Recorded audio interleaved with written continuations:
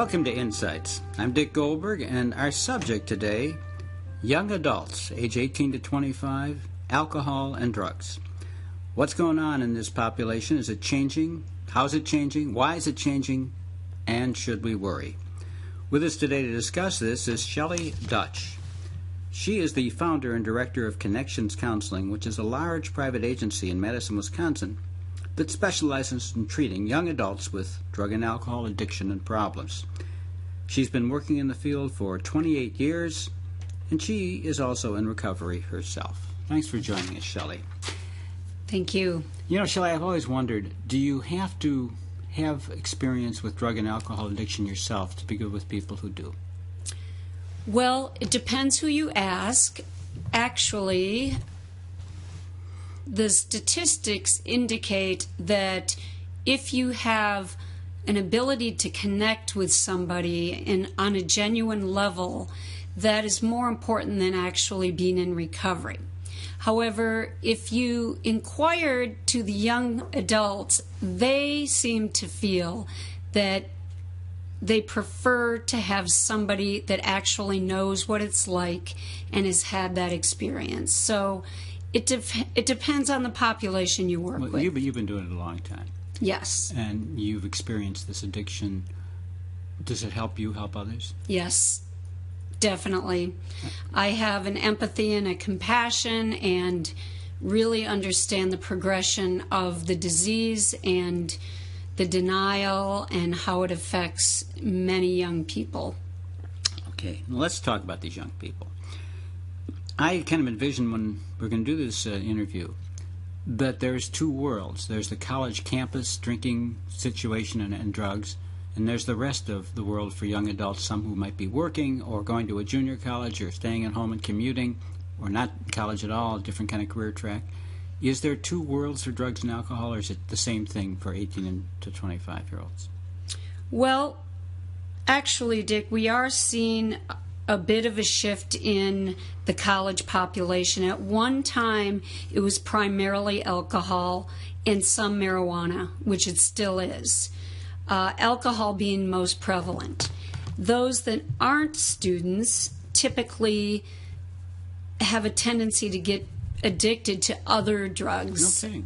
Opiates, pain medication, prescription drugs. Well, Shelly, why do you think that is? What's the difference in those populations that they go to the non-college campus kids go to? Well, drugs? the college kids tend to associate with other young people in an alcohol-related setting. I mean, we even see students in law school that drinking is a major part of their culture. So at the university level, alcohol is their common denominator. And at the other level, it's more isolated. They will do it independently, not necessarily together. Do it by, you mean drinking or No, drugs? do prescription medication, opiates, starting with Oxy, finding medications in Oxycontin, finding meds in grandparents' cabinets. Parents are taking it. Someone is prescribed the medication. They're more likely to do it independently and not as a group. So that's one of the differences. Okay. I do have another one, though. On college campuses, we are seeing more and more addiction to stimulants, and that is for young people that are assessed as ADD or ADHD with some kind of attention deficit disorder. They're taking Adderall, and Adderall on campuses has become extremely prevalent and abused. What are the so-called, or I don't know how to say this, benefits? What is the reason people are using Adderall when they don't have ADHD? Because they can retain information, they can study, they can stay up to all hours. They feel like they're not able to perform at such a high level. I mean, it's a stimulant, and unfortunately, it has become way too prevalent. Well, okay, what's the problem? If it helps you study, if it help you get better grades, do better on an exam, what's the problem? Well, the problem is it's an addictive medication. It's a controlled substance, which is why it's prescribed. And actually, I'm working with a young student that was caught at the library selling one capsule of Adderall, time release, and received an intent to deliver citation, which is a possible felony charge. Sure. So that's how serious it is if you're giving away your prescription medication. Well, is it a difficult drug once you're taking it to get off of? If you're not, but let me back up. Let me ask a more important question. If you do have ADHD, how can you take it and not get in trouble? Well, okay, the tricky part is if you don't meet the criteria for dependency according to the DSM-4 diagnostic criteria, you can take substances or medications as prescribed. People that have addictions have trouble following the recommended dosage. Well, but we're talking about people who don't have ADHD that are kind of saying, I want to score some of this stuff so I can stay up late and study or whatever. Right. I've just always wondered, if you have ADHD, if you take it as prescribed, you're not going to have a problem. That's correct. Well, why should you have a problem if you don't have ADHD and you take it occasionally to do well on a test? It's illegal. Well, yeah. Number one. Yeah. Number but two. So is booze and prohibition. So exactly. But if you have a predisposition and you like it, chances are you're going to abuse it, which is what we see occur. Okay. So this is the new trend. And how easy a fix is it if someone has been abusing it and says, I've got to stop? It is extremely difficult to stop, and Really? Extremely difficult. Some young people will end up sending to residential or inpatient treatment. Why is it so hard? Because they feel like they can't reach their potential or function or sit through classes or do their homework without it. They become very dependent on it. Wow. On college campuses, there's this image, what's that comic Rodney Dangerfield had of, he did it at the University of Wisconsin, one of his movies, where everyone's drinking all the time. Binge drinking is the thing. Is that, for college campuses, the reality, or is that just what the movies portray college campuses as like?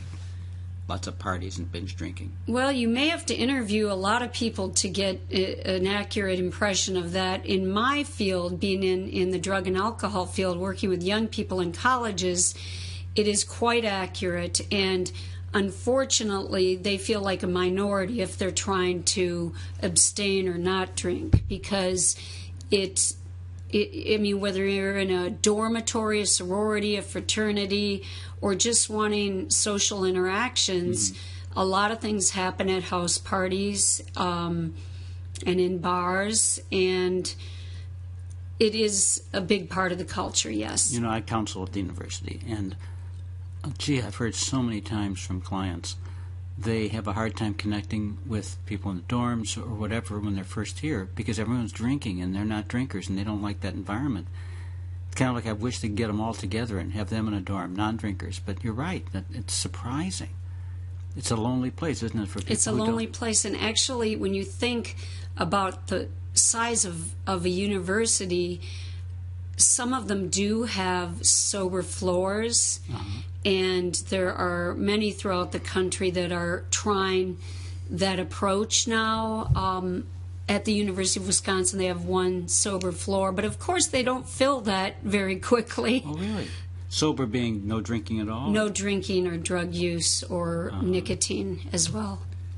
Is this a rite of passage? Do freshmen in college tend to have to go through or expect to go through this and then they change and stop? Or what is the pattern? Well, a rite of passage, perhaps, you know, you have this sense of freedom. You're no longer living under the rooftop of your family, and you want that social acceptance. And to some extent, it could be considered that. And I think the young people that are mindful will be able to rein it in and recognize that it's not going in the right direction. But for many college-age students, they have a hard time recognizing that they have a choice about their drinking.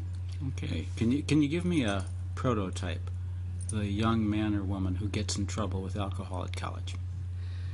A pattern. Sure. I would say somebody with a low self-esteem in particular that has some social anxiety that tends to isolate or feel like they're never going to be able to meet someone of the opposite sex. Those are the folks that may use alcohol to self-medicate to kind of release the tension and help them feel more comfortable in social settings. Okay, so social anxiety makes sense. That's a good way of, not a good, that's a way of self-medicating if you're anxious around people, right? You feel Absolutely. You're a little high or a lot Yes. high. How often, I'm trying to separate the freshmen, sophomores, whatever, who go to a lot of parties, get drunk a lot, drink too much, from those who will really get in trouble, get addicted, become alcoholics. Is it a very small sliver of those who do binge drinking that become alcoholics later or in trouble by sophomore or junior year, or is it a significant number? It's more on the lower end. There are people that experience blackout drinking and excess alcohol, and you know, those of us in our 40s, 50s may remember times that we're not too proud of that occurred in our lives where we had a bad experience and we said, I'll never do that again. Excuse me. Sure. However, the young people that continue to drink in spite of adverse consequences swear that they're not going to let that happen again and then continue to drink even though they've had negative consequences or something happened. So approximately 10% of the population in college that may be having alcohol issues will go on and develop additional 10%? problems. 10%? Yes. That's a lot, because there's a big percentage who, I'm sure you don't know the number, what percentage do binge drinking, but it's pretty big.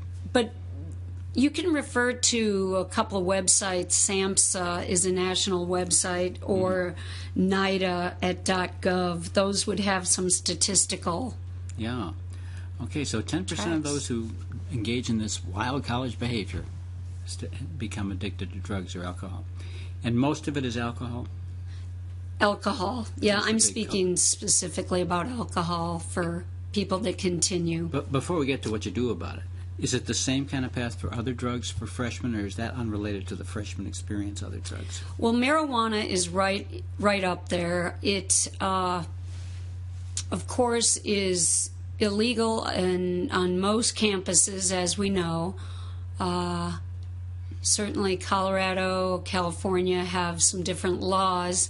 However, it is very prevalent, and the statistics for marijuana, something like 45% of students try it or are smoking on campus, and I'm going to have to look into the stats on that just to be exactly sure for That's close 2012. That's close enough. But it's fairly high. Marijuana is definitely becoming an equal opportunity problem, although alcohol is more readily accepted because it's not illegal. Right. By equal opportunity, I mean there's almost as much pot smoking as there is liquor drinking? It depends which campus you're on around the country, but there is an extremely large amount of marijuana being smoked. Yes. Which is a slippier slope to trouble? Boy, that's a hard question, because physiologically, you know, you can look at both of them and they're both dangerous. Marijuana, of course, having respiratory long-term factors because of the like cigarette potency, more so even than nicotine. So concerns about with marijuana motivation and memory, things like that. And of course with alcohol long-term, we have a lot of issues with kidney, liver function. Alcohol takes much longer unfortunately, to develop long-term problematic physical. Pot's faster to get to the problems? Pot, yes. How fast? I mean, pot, with some people smoking marijuana, within 5 to 10 years, they can see really negative consequences if their quantity and frequency is increasing. But if with alcohol, it's so subtle, and it can take 30 years. Wow. Okay, so with marijuana, it affects your memory. Does it affect your cognition, your ability to think? Cognition, reaction time. It's a indicator of motivation and follow through, lethargic behavior. So you can get pretty messed up. Which is counter what I think a lot of young people think. And a lot of people think, right?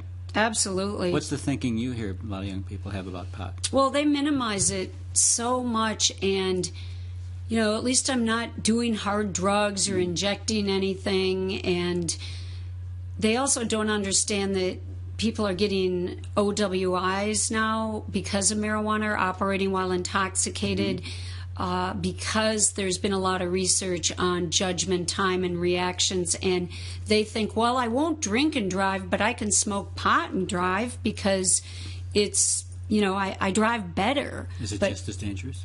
It's just as dangerous, absolutely. Wow. So people come to you.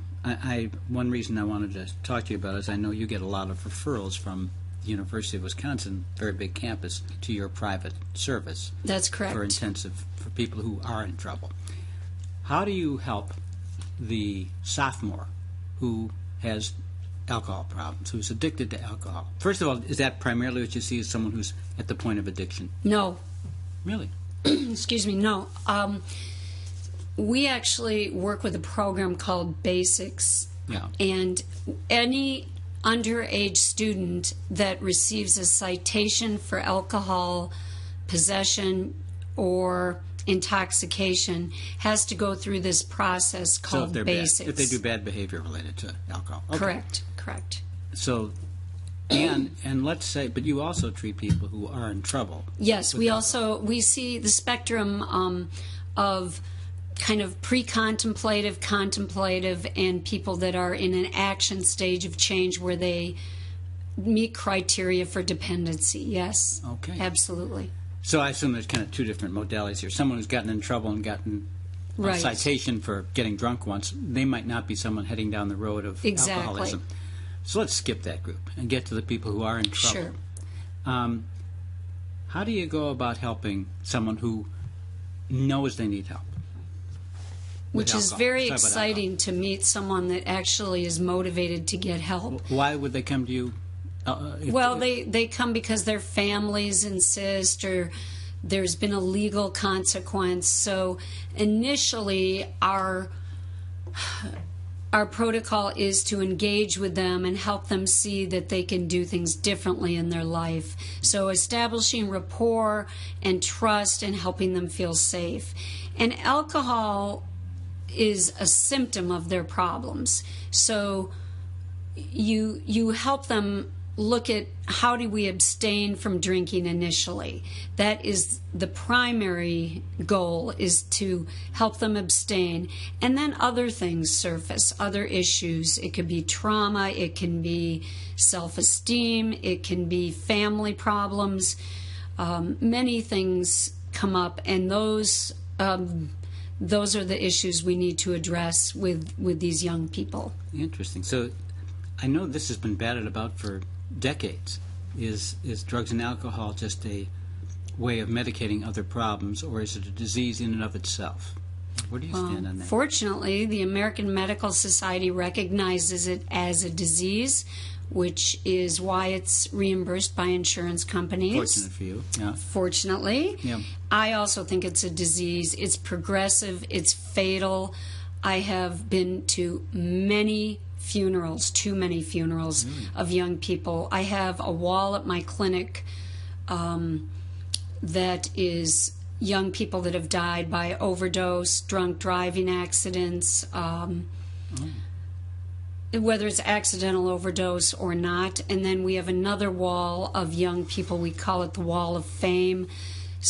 Sober young people that have been sober a minimum of a year, because it was quite. How young are these young people on your Wall of Fame? 16. Come on. Yeah. Wow, that's below our age bracket today. But you have a lot in their 20s? We have a lot in their 20s. Most of them are in their young, early 20s. Okay, so in comes someone who's addicted or in trouble with alcohol. Right. So first you try to get them clean, try to get them sober. Right. And how we do that is we have them in groups, because it's a program of attraction, not promotion. And when they see other young people that have been through the same thing, it has such a positive effect and such a life-changing, transformational effect. And it's a process of helping them see that they can have fun. Because quite frankly, what young person wants to not drink or do drugs if life is boring or if there's nothing to look forward to? So one of the biggest things is teaching them you can be bored, you can be sad, you can feel feelings, and you will get through it. It's not the end of the world. And we engage them with other young people in group therapy. We have mentors that take them to self-help groups, which would be AA, NA, different Narcotics groups. Anonymous. Yes. So they're connected with mentors. There's 7 days a week. There's sober activities because they need to have fun. We provide sober activities like going to movies, going hiking, biking. We do all sorts of service projects. Why wouldn't they do that before? Why did they need you to help them do it? Why weren't they doing these fun things without alcohol? Because their peer group consists mainly of others that do the same kinds of activities they do. They are not even aware. You mean before they had just drinking companions? Yes.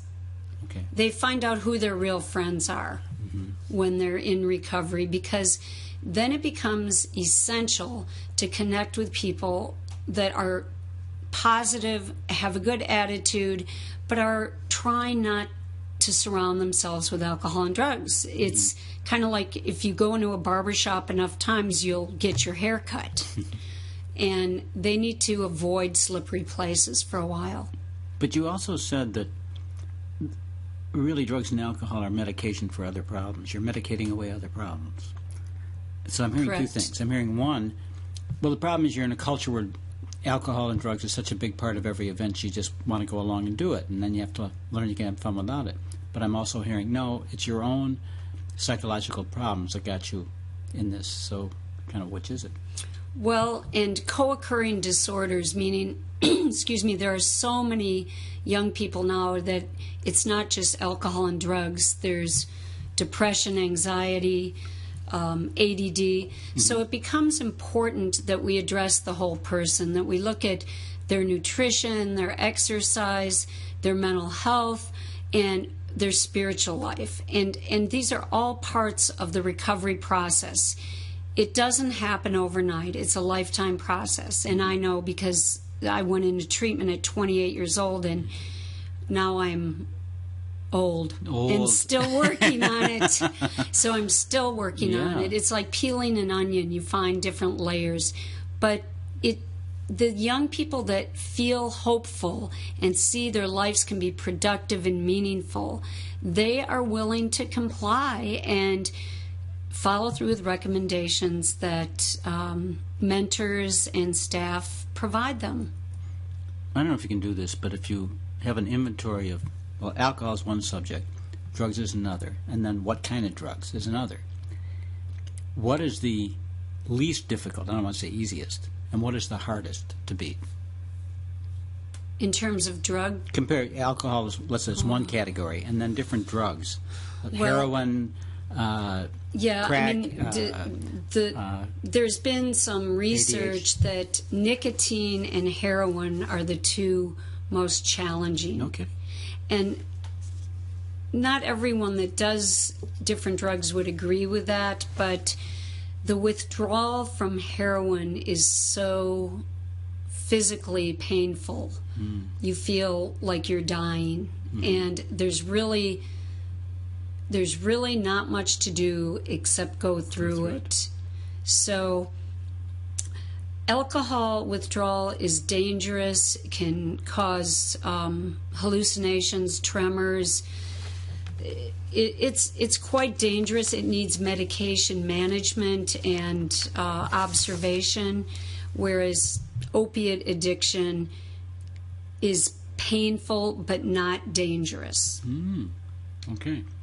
What I'm wondering is, what don't parents know about what they can do, or is there anything parents can do to influence the likelihood that their kids might fall into this drug and alcohol syndrome? Well, first of all, good modeling is always important for parents. I mean, I think every one of us has a responsibility to mirror to our children, whether they're 15 or 25, how do we relax? How do we deal with anxiety? How do we have fun? Are we reaching for a glass of wine or a beer every time there's stress?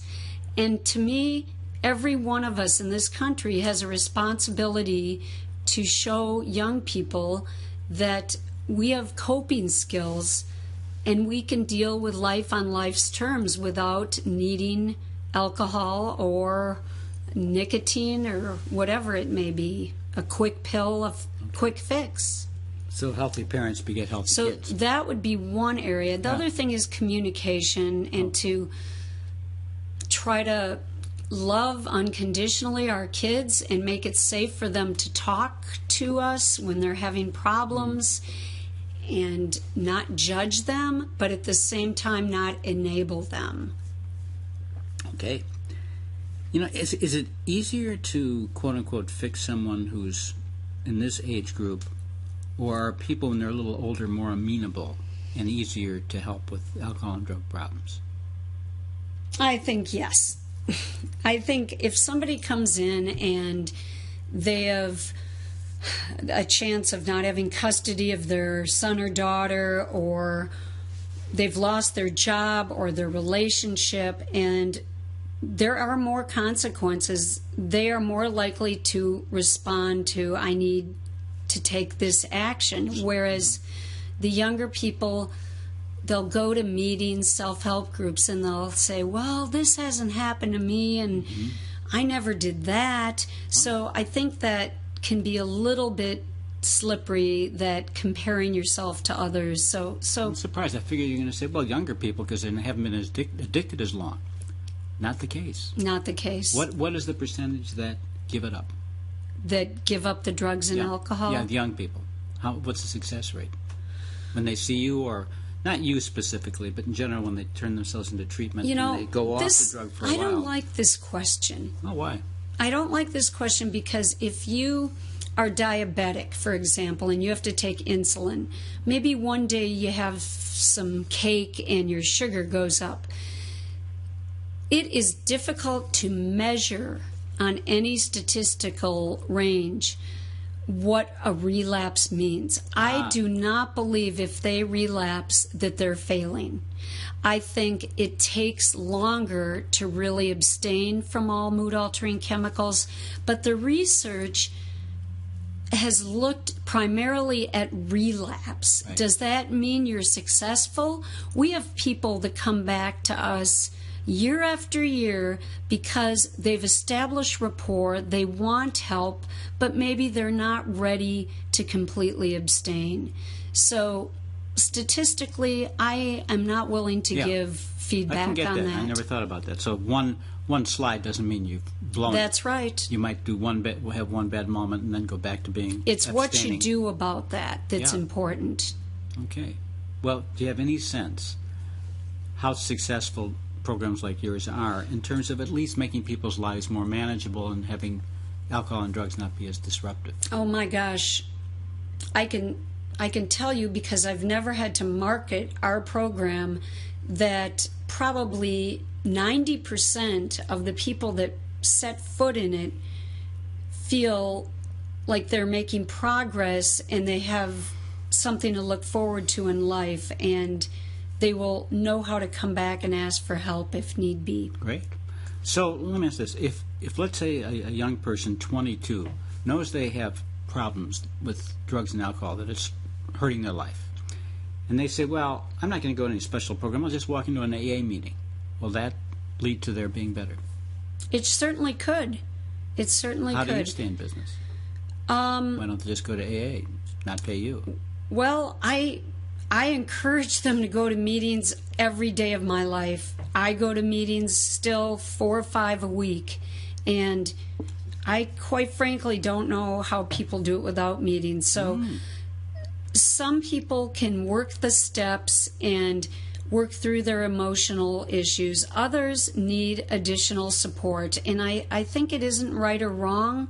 I think it's whatever works.